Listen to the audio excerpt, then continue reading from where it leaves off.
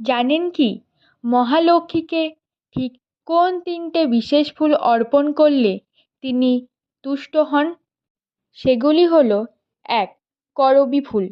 মা লক্ষ্মীকে অবশ্যই করবী ফুল অর্পণ করুন। সাদা করবীকে সুখ শান্তির প্রতীক বলা হয়, তাই এই ফুল মাকে দিলে মা প্রসন্ন হন। মহালক্ষ্মী পদ্মের ওপর বসে থাকেন। কথিত আছে, দীপাবলি বা লক্ষ্মী পূজার সময় একটি পদ্ম ফুল অন্তত মা লক্ষ্মীকে অবশ্যই অর্পণ করুন, এতে সংসারে ধন সম্পত্তি বৃদ্ধি পায়। মা লক্ষ্মীর আরেকটি অত্যন্ত প্রিয় ফুল হলো হলুদ রঙের থোকা গাঁদা ফুল। প্রতিদিন পূজার সময় অন্তত একটি করে মা লক্ষ্মীর পায়ের কাছে এই ফুল নিবেদন করুন, এতে ধন সম্পত্তি বৃদ্ধি পাবে। জয় মা লক্ষ্মী।